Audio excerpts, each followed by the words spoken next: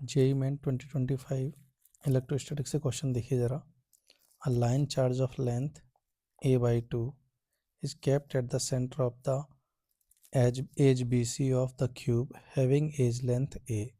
ये हमारे पास एक क्यूब है और इसकी एज की लेंथ a और इसकी इस BC एज पर यहाँ एक लाइन चार्ज रखा हुआ है। इसकी लेंथ है कितनी, a/2।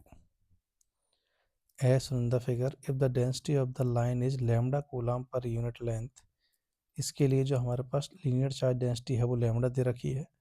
तो ऐसे में पूरे वायर पे जो चार्ज आएगा हमारे पास कितना आ जाएगा, लैम्बडा इंटू इसकी लेंथ, इतना चार्ज है। Then electric flux through the all the faces of the cube कितना होगा। All the faces of the cube मतलब क्यूब से फ्लक्स पूछा है, तो क्यूब से फ्लक्स अगर निकालना है तो बाय गॉस लॉ क्यूब से फ्लक्स कितना हो जाएगा, Q inside by epsilon not. अब बस हमको इस क्यूब के अंदर कितना चार्ज है ये फाइंड करना है।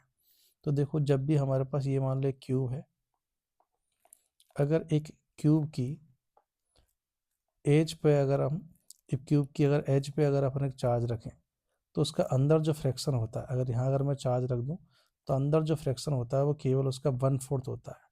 कि यहाँ अगर एक क्यू चार्ज रखा है तो उसका Q/4 पार्ट ही अंदर होता है। ऐसे में सेम कंसेप्ट को काम में लेते हुए अगर यहाँ अगर मैं देखूँ तो यहाँ जो चार्ज जो है हमने साइड पर रखा, कितना चार्ज रखा है, ये वाला क्यूब, तो इसका केवल 1/4 ही क्यूब के अंदर होगा। तो क्यू इन की वैल्यू कितनी आ गई, Q/4।